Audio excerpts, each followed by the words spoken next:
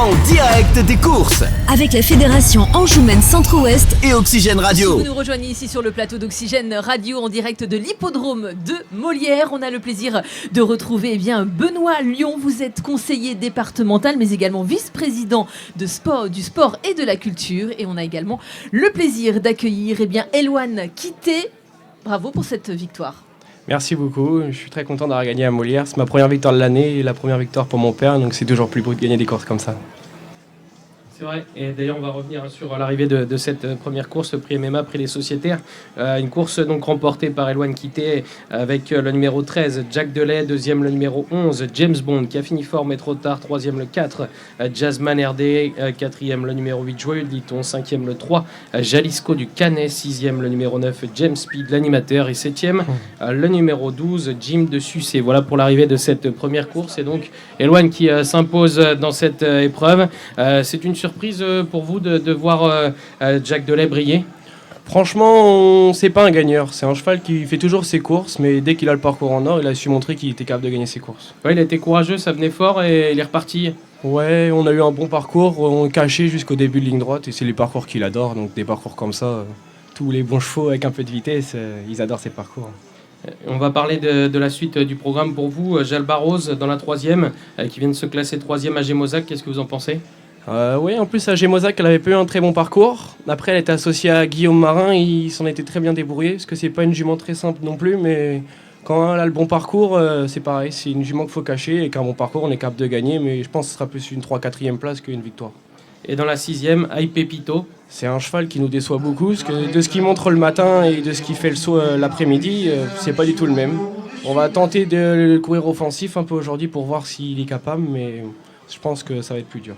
On va parler un petit peu de vous maintenant. Donc on l'a bien compris, hein, vous êtes issu du sérail, issu du milieu. Parlez-nous de votre enfance. Ça a toujours été votre objectif de faire le métier ou pas forcément? Ouais, j'ai toujours adoré aller aux courses. Dès que mon père courait ou dès qu'il y avait des courses près de chez moi, j'ai toujours allé aux courses. Depuis que je suis tout petit, j'ai toujours adoré faire ça et c'est un plaisir de maintenant de courir en course. Vous n'avez jamais hésité en fait? Oh, jamais hésité, non. Surtout comme ça, là, quand on court avec la famille, on travaille avec la famille le matin en ce moment. C'est beau à voir quand l'après-midi on gagne des courses. Et d'ailleurs, rappelez-nous un petit peu le parcours. Vous avez commencé, vous êtes allé où au début? J'ai fait 4 ans d'apprentissage chez Monsieur Ravjo, Jean-Philippe. Il m'a appris toutes les bases, Grosbois, la campagne. J'ai beaucoup voyagé avec lui. Il m'a fait gagner ma première et puis là je suis arrivé chez mon père il y a juste 2 mois. D'ailleurs, vous avez couru 76 fois, c'est votre deuxième victoire. La première cette année, j'imagine que elle a une saveur particulière. Oui, surtout en ce moment, quand on mène que les chevaux à papa, on n'est pas beaucoup appelé quand on est pour un petit entraîneur. Donc toujours de gagner comme ça, en plus en pro, on se fait montrer et c'est toujours bien. Parlez-nous justement de votre entente avec le papa. Il vous fait pleinement confiance. La preuve, aujourd'hui, vous êtes le cash driver. Bah oui, c'est ça. En plus, il veut plus trop mener en course, donc il voit que moi je suis motivé, je déborde d'énergie et que je me débrouille pas si mal que ça. D'accord. Et donc, comment ça se passe le matin? Vous travaillez tous les matins à la maison? C'est ça, tous les matins. Et puis l'après-midi, quand je cours pour l'extérieur ou que je cours, il me laisse mes après-midi et je travaille le matin pour l'instant. D'accord. L'objectif pour vous, ça va être quoi? C'est de poursuivre travailler à la maison en famille ou? Non, je pense que là, je finis à mon été, travailler l'été en famille, qu'on gagne nos petites courses cet été et après partir sur un meeting de Grosbois cet hiver. Où est-ce que vous êtes installé là avec votre père? Au centre d'entraînement de Mêlée du Maine. Combien de chevaux à l'entraînement? Là, on en a une bonne vingtaine, 20-25. D'accord. Et combien de personnes à travailler? On est 2 avec un apprenti. Ok, donc ça fait quand même une écurie à faire tourner. On essaye d'avoir toujours 5-6 poulains de débourrage toute l'année pour l'extérieur. Une dizaine de chevaux de course et pas mal de pré-entraînement. D'accord. Et il y a une méthode particulière ou pas forcément? Oh, une méthode assez douce, toujours dans le bien-être du cheval et une bonne continuation. Et on adore nos chevaux, donc... Comment est-ce que vous jugez le début d'année? C'est la 3e victoire pour l'écurie familiale aujourd'hui. Ouais, on a beaucoup fait de place. On a manqué beaucoup de réussite comme un cheval comme Jack. On a toujours eu des bons parcours, il a eu des problèmes.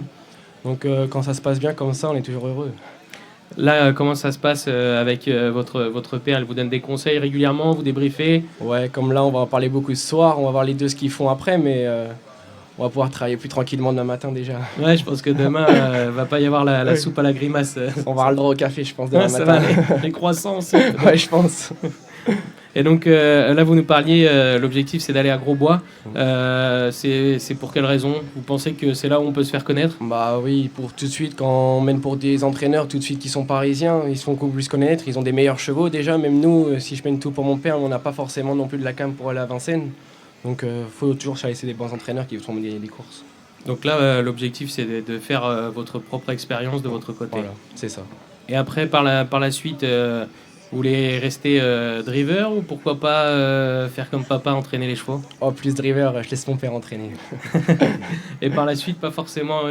Bon, pas dans les prochaines années en tout cas. Vous avez quel âge? J'ai 19 ans. 19 ans, ouais, il y a encore un peu de temps. Il y a un peu Peut-être de que dans quelques années, si Voilà. on se recroise, ça sera différent. C'est ça.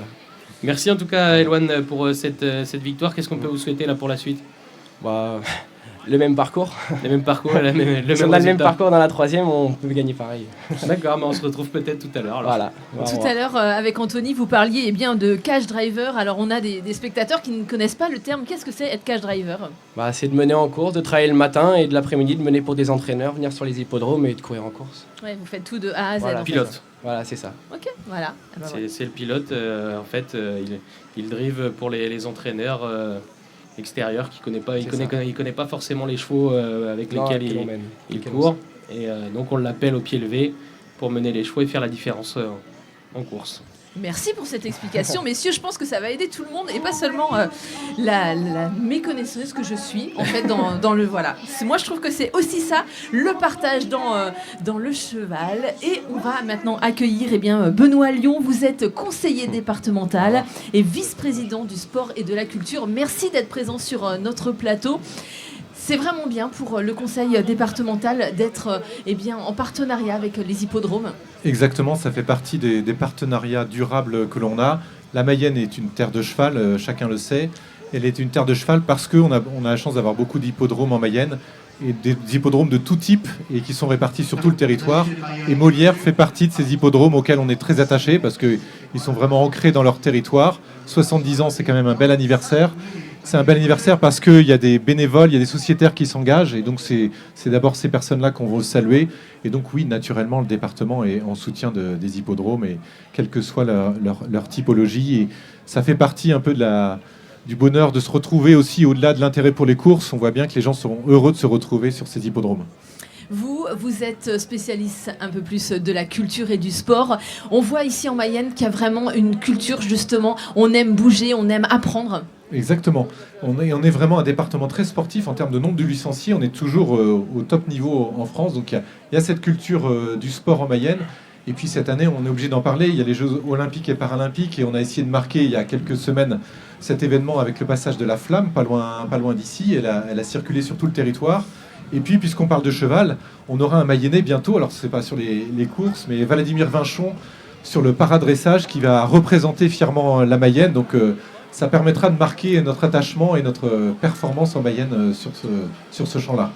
En tant que conseiller départemental, vous aimez venir sur les événements? Oui, alors moi, tout petit, j'adorais aller venir avec mes parents sur les courses de chevaux et en Mayenne. Et donc ça fait partie un peu de mon ADN d'aller sur tous les types d'hippodromes. Donc à Molière notamment, à l'époque à Château-Gontier, ça date un petit peu. Mais oui, ça fait partie de l'identité de notre territoire. On retrouve tous les publics. Et c'est ça qui est très intéressant. Le département a des projets pour l'avenir, justement? Alors, on soutient vraiment la filière de manière générale, et on soutient toutes les courses. C'est vraiment ça notre priorité. Et puis, on soutient le haut niveau. En ce moment, c'est Vladimir Vinchon qui a notre soutien sur le paradressage. Donc, on soutient à la fois les courses et puis certains qui performent particulièrement dans la filière. Vous parliez de Château-Gontier, on le sait, l'hippodrome a fermé. J'imagine que vous essayez de vous battre pour préserver un maximum les hippodromes comme Molière. Oui, voilà, c'est vraiment essentiel. Ça tient à beaucoup de choses, ça tient au soutien de tous les acteurs, ça tient aussi au réseau de bénévoles. Ça ne tient pas qu'aux collectivités, et donc il faut vraiment un réseau de bénévoles très efficace pour pouvoir maintenir ces courses. Donc il faut beaucoup de critères, et ici à Molière, ils sont remplis grâce à l'intervention de tous, donc on est là vraiment pour les soutenir. C'est une fierté, je pense, de voir la réussite comme ça à Molière tous les ans. Il y a toujours plein de monde, donc j'imagine que c'est une fierté. Ça fait partie des rendez-vous de l'été. On est très heureux de se retrouver dans ces journées qui sont qui occupe bien les élus en ce moment avec les élections aussi. Donc j'ai fait un petit saut entre deux passages au bureau de vote, mais ça fait partie des rendez-vous importants de l'été. C'est ce qui est important en fait, de mêler la politique, mais également être au cœur de l'action et au cœur des gens. Exactement, on voit que les gens sont heureux de venir ici, ils sont très attachés à ces courses, ce sont des rendez-vous familiaux, et les courses permettent cela à proximité, de proposer des rendez-vous très, très accessibles pour tous. Merci à vous. Dans quelques instants, le départ du prix de la communauté de communes de Château-Gontier et le prix Jean-Baptiste Solou. On se retrouve dans quelques instants.